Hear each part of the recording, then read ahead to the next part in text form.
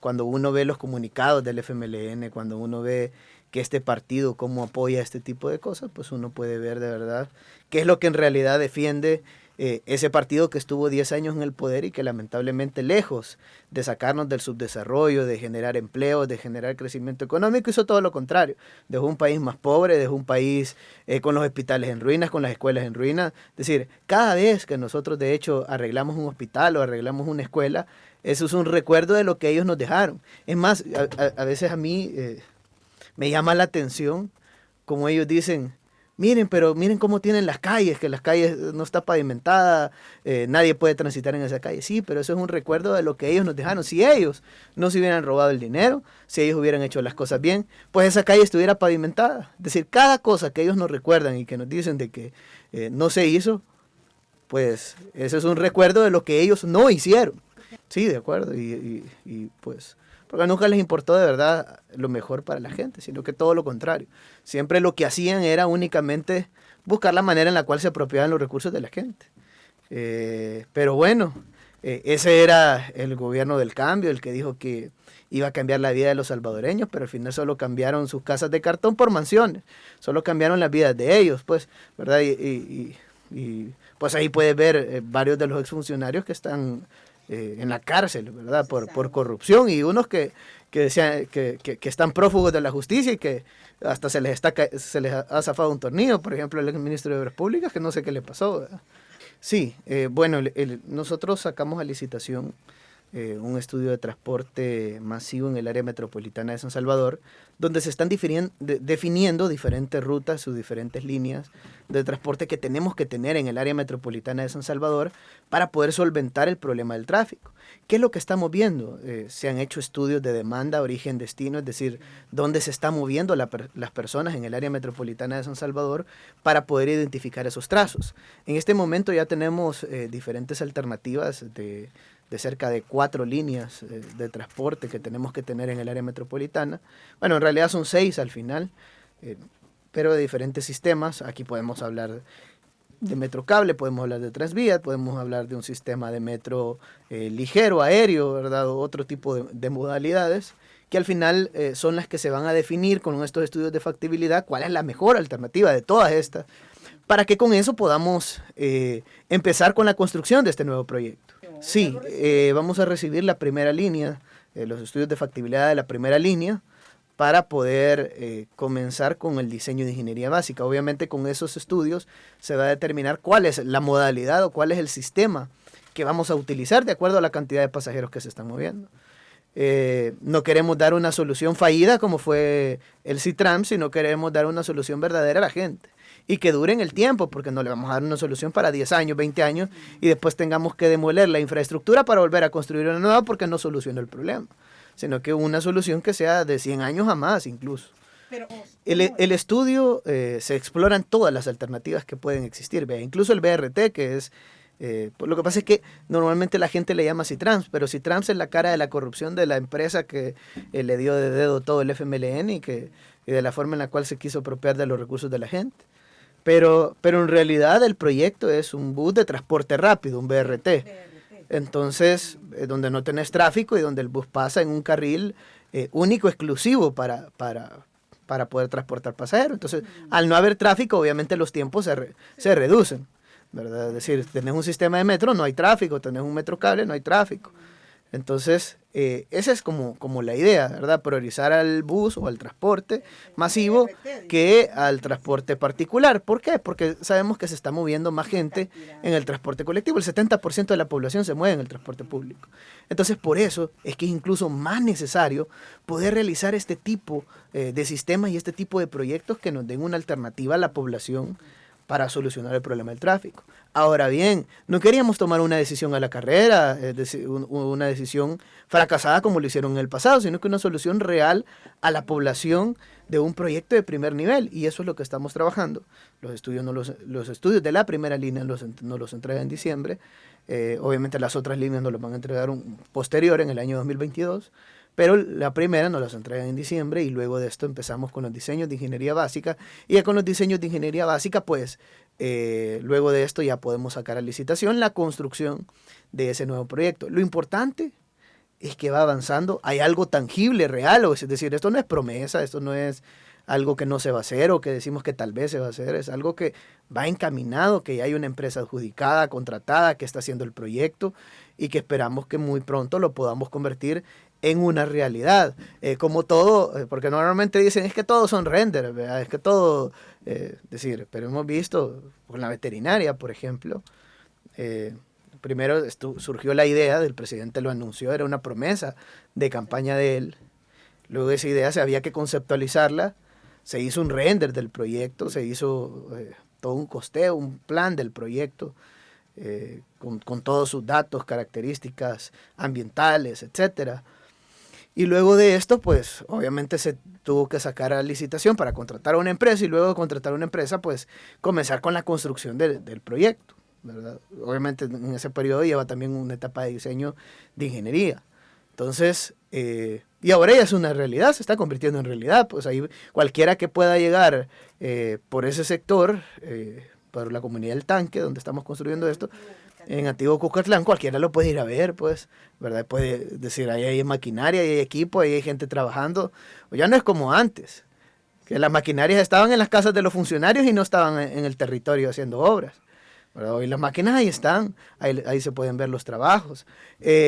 Y no solo con este proyecto, sino que también con otros proyectos, Periférico Gerardo Barrios. Ya se terminó la primera fase, pero si alguien quiere ver la segunda, tercera y cuarta fase, pues puede ir al oriente del país y puede ver la maquinaria, el equipo del Ministerio de Obras Públicas. Hoy no es como antes, ¿verdad? Que llegaban y que decían, vamos a hacer esta obra, ¿verdad? Y les decían a la comunidad, vamos a hacer el puente, ¿verdad? Y no, ni siquiera río había. Y mire, pero no hay río, le decían. Pero también se lo vamos a hacer. El Ministerio de Obras Públicas conceptualizó todo, hizo el perfil del proyecto para poderlo llevar a su ejecución, incluso con un diseño de ingeniería básico. Para poderlo, eso estuvo a cargo del Ministerio de Obras Públicas, así como la administración también del proyecto, es decir, la administración y supervisión de la obra. Eso lo estamos llevando a cabo desde el Ministerio de Obras Públicas para garantizar que esta obra termine lo más pronto posible y además que sea una obra que cumpla con todos los estándares de calidad que debería de tener. Obviamente es una obra de primer nivel, el presidente lo anunció, y es un edificio de 3 pisos, lleva una serie de consultorios y una serie de obras que se van a construir, parqueo también para vehículos, etcétera, donde incluso él mencionaba que si alguien paga, por ejemplo, con Chivo, el costo va a ser de cerca de 25 centavos de dólar, es decir, eso no lo hemos visto en ningún lugar, pues, ¿verdad? Es algo simbólico. Sí, bueno, el BRT, lo que sucede es que la ley, digamos, como tal, permite tener hasta un 15% de personas paradas de acuerdo a la capacidad de la unidad de transporte. Lo que no se puede hacer es duplicar la cantidad de pasajeros que puede abordar una unidad. Por ejemplo, si una unidad tiene capacidad para 100 pasajeros, lo más que puede tener es 15 personas paradas. De pie. Eso es lo más que puede tener, de acuerdo a la ley. Si tiene más, pues se le coloca una infracción de tránsito. Y si aún así vuelve a infringir la ley, pues llegamos incluso a quitarle la compensación económica. Y si aún así vuelve a infringir la ley, pues hay que iniciar un proceso de quitarle hasta la concesión de la línea, que es lo que uno no quiere llegar, pero lamentablemente si nos tocaría llegar a esas instancias, pues lo vamos a tener que hacer. Por hoy no ha habido una cancelación de línea. A este momento no ha habido una cancelación de línea. Ahora bien, nosotros lo más importante sobre todas las cosas es tratar de velar por el bienestar de la gente.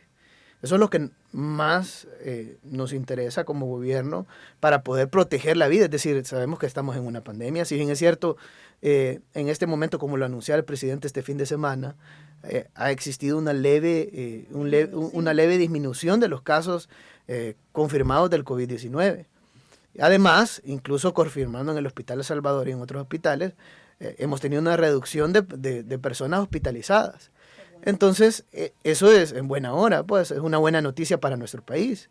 Pero eso implica que tenemos que redoblar en este momento esfuerzos, porque si ya tuvimos una tercera ola, no queremos llegar a una cuarta ola. Entonces tenemos que ir a vacunarnos, ya está habilitada la tercera dosis del COVID-19.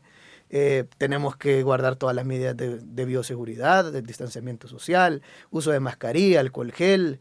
En el caso de la unidad del transporte público, que haya ventilación natural, que las personas no estén comiendo dentro de las unidades porque eso los expone al contagio de esta enfermedad, que no haya aglomeración adentro de las unidades. Y esa es una de las características de estas unidades de RT. Y esa puede ser una de las características, pero ahora bien, la idea es tratar de garantizar que haya cierto distanciamiento adentro de las unidades. Tal vez no va a ir con el 100%, pero sí con una cantidad, si bien es cierto, menos, pero que se garantice el traslado de los pasajeros. Nosotros le hemos pedido que empiecen a circular, que empiecen a garantizar el servicio, pero lamentablemente hasta este día no lo han hecho.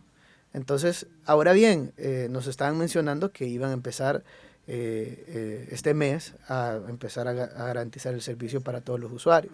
Entonces estamos esperando eso. Obviamente hay un proceso sancionatorio abierto, hay una infracción que ya asciende cerca de $600,000 debido a no haber circulado todo este tiempo, pero vamos a estar vigilantes, vamos a estar pendientes de que empiecen a brindarle el servicio a los usuarios. De lo contrario, pues nos tocaría aplicar la máxima sanción, que sería quitarles la concesión de la línea, algo que no queremos llegar, obviamente. Sí las tienen, sí las tienen. ¿Por qué digo con propiedad que sí las tienen?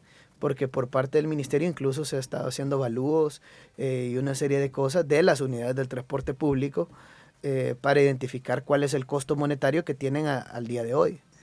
Entonces si las tienen, me imagino yo que es una especulación o algo que se habla, ¿verdad? Pero sí las tienen. Y lo digo porque la semana pasada estuvimos haciendo este tipo de evalúos que era necesario como parte del proceso que se está siguiendo ahorita con la empresa. Sí, hay algo importante que hay que mencionar, y es que ahora los proyectos no van a esperar una década para que se puedan comenzar a convertir en una realidad.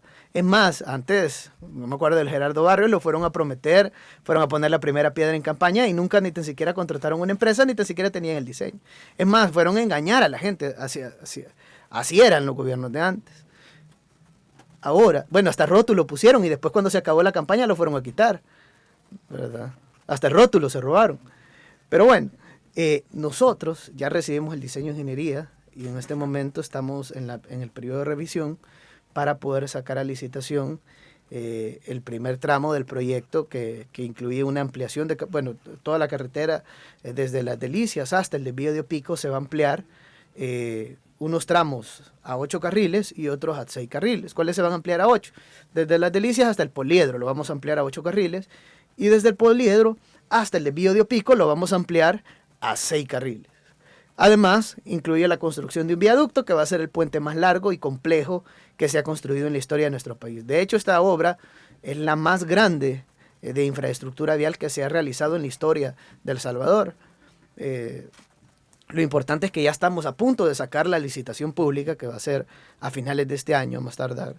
Y el próximo año pensamos ya comenzar con la construcción, luego de haber adjudicado el proyecto, comenzar con la construcción de esta gran obra de infraestructura vial que va a beneficiar a miles y miles de ciudadanos, cerca de 60,000 vehículos en promedio diario que transitan por esa carretera, miles de familias que vivían en la vulnerabilidad debido a las diferentes lluvias donde normalmente se daban deslaves y derrumbes en la carretera.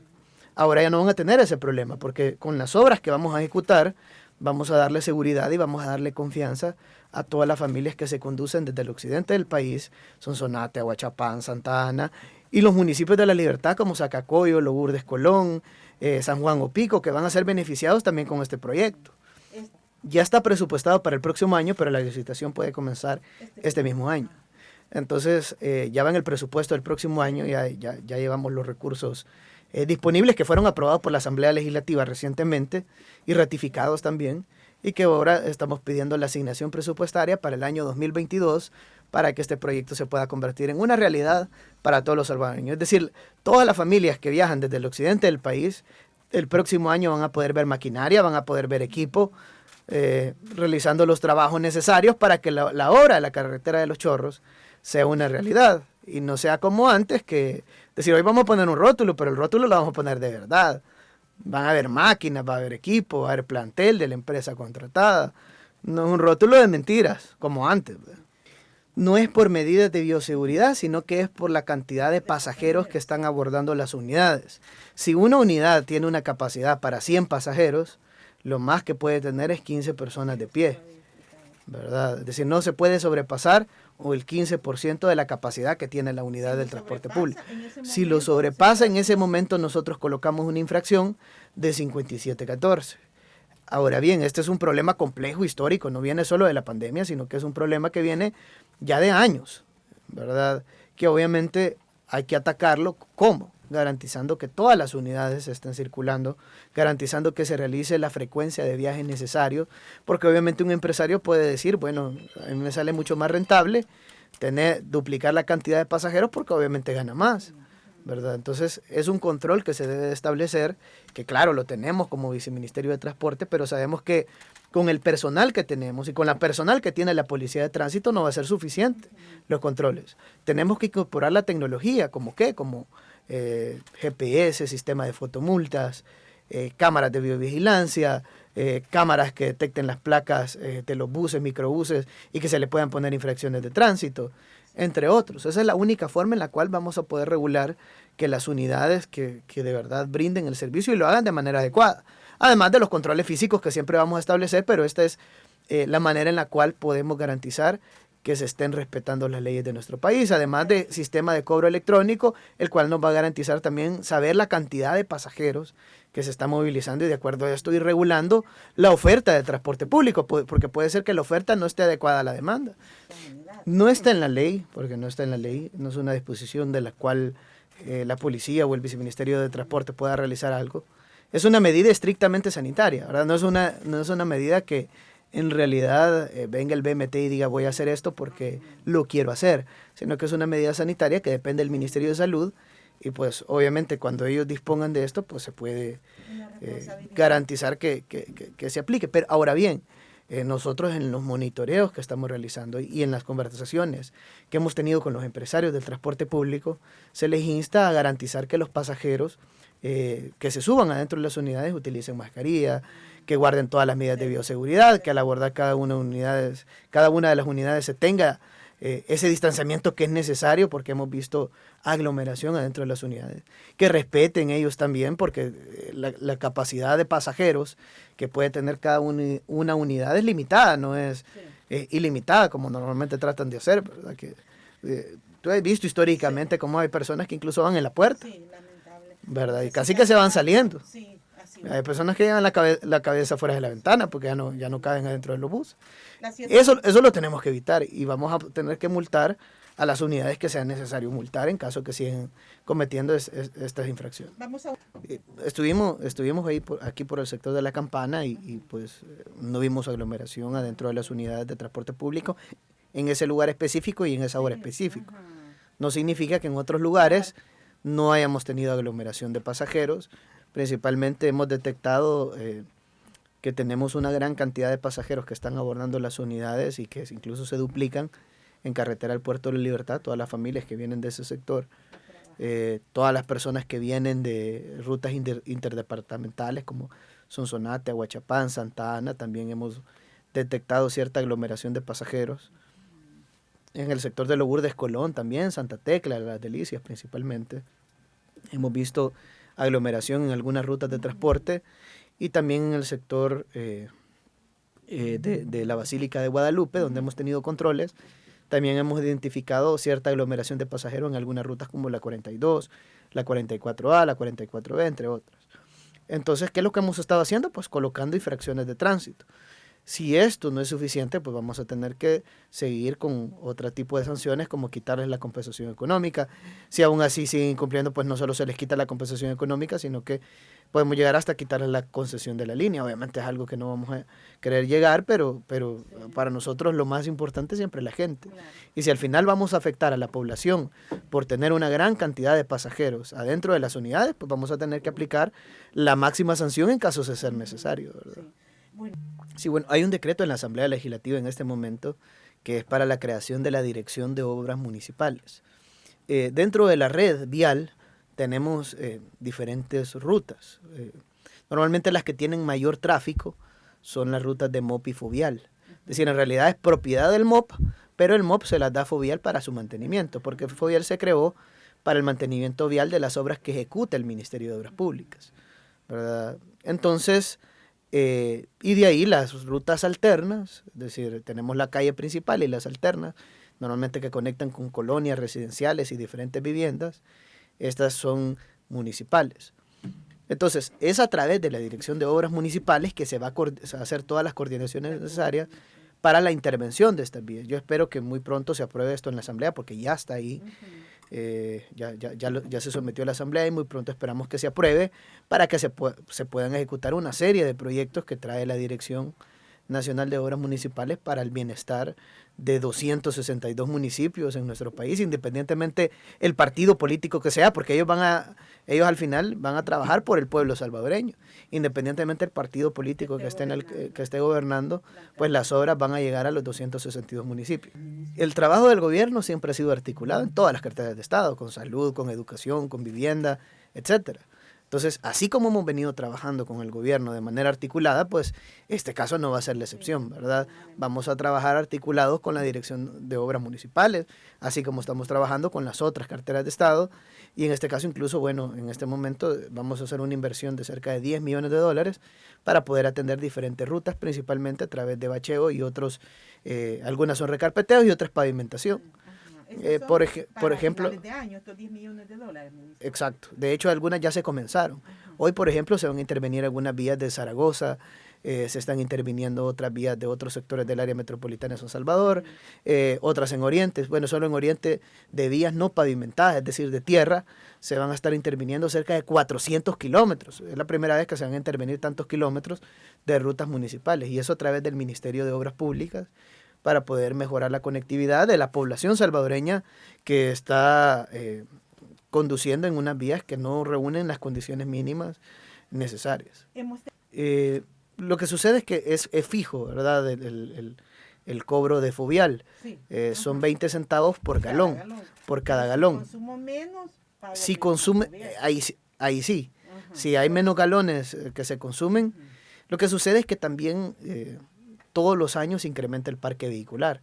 Entonces, si bien es cierto, puede haber menos consumo, pero tenemos más vehículos, más cantidad de vehículos. Entonces, en nuestras estadísticas, básicamente, incluso tenemos un leve incremento de ingresos con respecto al año pasado. Ahora, no estaría bien tanto compararlo con el año pasado, porque si te recuerdas, tuvimos restricciones de movilidad, los cuales nos afectan la estadística. Pero incluso si lo comparamos con el año 2019, también hemos tenido un leve incremento en los ingresos de Fovial versus ese año 2019, ¿verdad? Sí, la Asamblea, al final la Asamblea Legislativa es la que dispone de las leyes, ¿verdad? Ellos son los que promovieron esta ley. Y en este caso, en este momento la han dejado, que para vehículo particular la penalidad es de 3 a 5 años, y para el transporte público y para el transporte de carga es de 6 a 8 años. Sí, entonces, obviamente para el tema del vehículo particular es una pena escarcelable, porque se puede poner otro tipo de disposición, ¿verdad?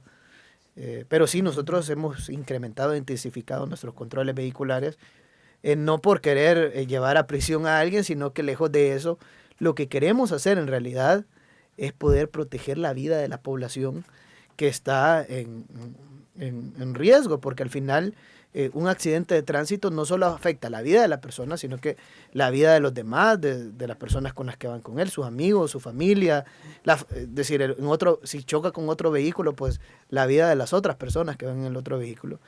Entonces tenemos que tomar las medidas necesarias para poder proteger a la población, y es justamente eso lo que estamos haciendo a través de nuestros controles que tenemos en diferentes zonas.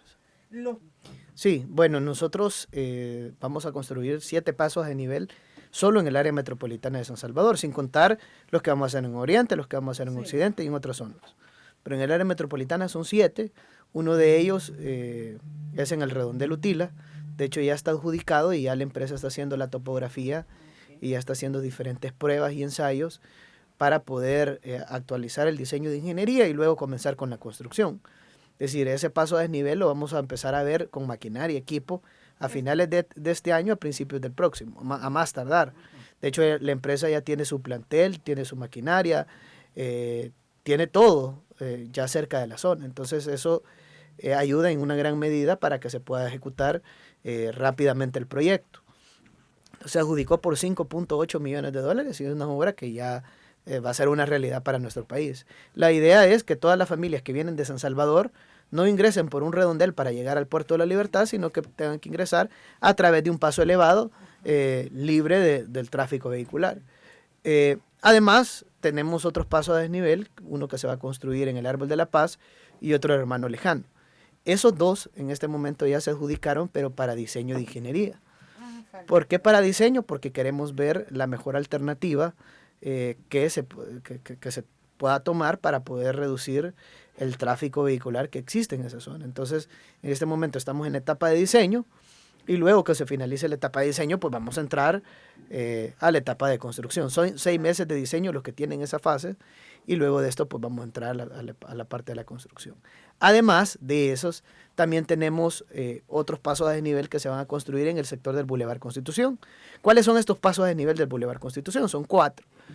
Uno, en el redondel de la integración, que ya se adjudicó y que tiene la empresa 6 meses para elaborar el diseño de ingeniería de ese paso a desnivel. En este momento ya se adjudicó, como menciono. Incluso ya se le dio la orden de inicio a la empresa.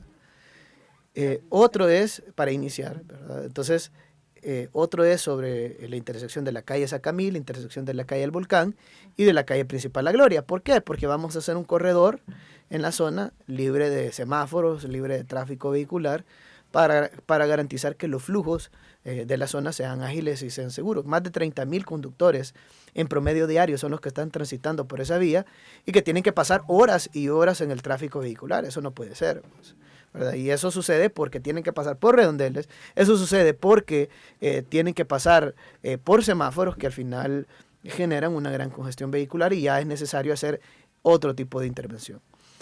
Obviamente, nosotros sabemos que la infraestructura es parte de las soluciones de tráfico que podemos dar, como los pasos a desnivel, pero no es la solución permanente al tráfico. ¿Cuál es la solución permanente al tráfico? La solución es apostarle al transporte público, apostarle a la gente para que la gente se pueda movilizar de una manera más ágil, que se pueda movilizar de una manera segura, y vamos en ese camino, porque los estudios de transporte se están realizando en este momento. Es decir, ya hay una empresa contratada, se está avanzando en ese proyecto, y muy pronto esperamos convertirlos en una realidad. Además, también apostarle, y eso se está haciendo a través de otras carteras de Estado como economía, a descentralizar el área metropolitana, porque normalmente, y eso ha sido históricamente debido a 30 años de gobiernos que solo se dedicaron a robar los recursos de la gente. Pero tenemos que desarrollar Santa Ana, San Miguel, Sonsonate, Aguachapán, La Unión, Morazán, para que la gente pueda tener oportunidades de empleo, para que pueda tener oportunidades de desarrollo en esas zonas y no tengan que muchos tienen que emigrar al área metropolitana porque es la única forma en la cual pueden conseguir empleo, porque no existe empleo en otras zonas. Entonces eso hace que se vaya concentrando la masa poblacional en el área metropolitana. Y eso genera que tengamos más vehículos en el área metropolitana concentrada y más tráfico, ¿verdad? No, gracias a ti por la invitación y pues vamos a sancionar a quien tengamos que sancionar. Hoy ya no son los gobiernos de Arena y el FMLN donde mandaban los buceros, ahora manda el pueblo salvadoreño y vamos a tener que tomar todas las medidas necesarias, hasta la más drástica posible si es necesario, para poder proteger el bolsillo de la población. En este caso vamos a seguir monitoreando para poder garantizar que la población se pueda movilizar de una manera ágil y de una manera segura. Gracias. Gracias.